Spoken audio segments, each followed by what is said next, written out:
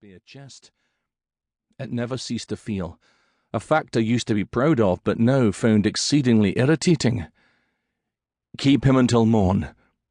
If, nay, when, I found Emma, I was going to lay her out across the bed and make sweet, raw love to her. Mayhap Emma had gone to the kitchens, hungry. She'd barely eaten any of her supper. Too tired was she with caring for the bairn all by herself. I helped where I could, but I'd yet to grow breasts. That thought made me chuckle.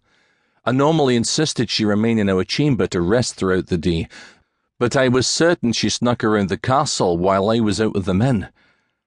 Emma loved to be involved with the day-to-day things, and I admired her for that. But often she let herself suffer rather than take the rest she deserved. With long, hurried strides, I made my way back down the corridor toward the stairs, taking them 3 at a time until I reached the bottom.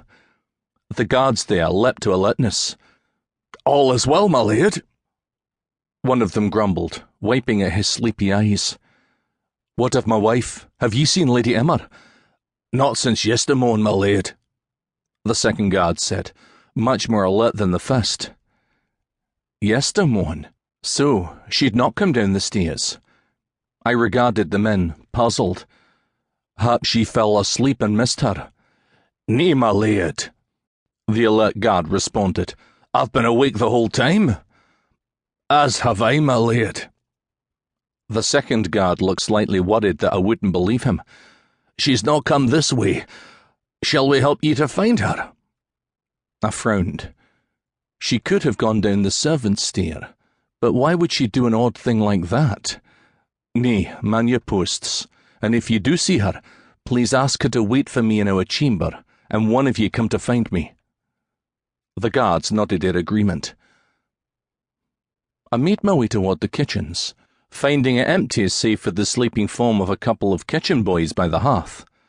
In an hour or so, Cook would wake and begin the day's baking, and the lads would rise to help her. I cleared my throat, approaching the lads who leapt to their feet, swiping hands over their grimy faces, rubbing crust from their eyes. "Have ye seen Lady Emma?" I asked them, though I doubted either of them would have woken had she come inside, since they'd not even stirred when I entered the kitchens. "Nay, my laird," they both said in unison. "Bollocks!" Where the hell was she? I scraped a hand through my hair. That one fear that she'd disappeared niggling at the base of my skull, a fingernail scratching at an open wound. Rory had disappeared from the Highlands for 5 long years. Shona had gone back to the present to find Moira. They'd all returned. But that didn't mean that Emma would, and even if she did, it might be years.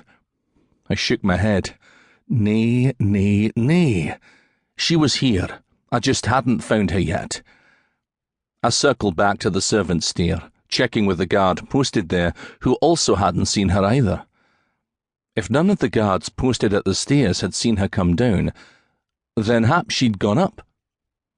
She liked to take walks on the battlements often, breathing in the fresh air, taking a few private moments to think.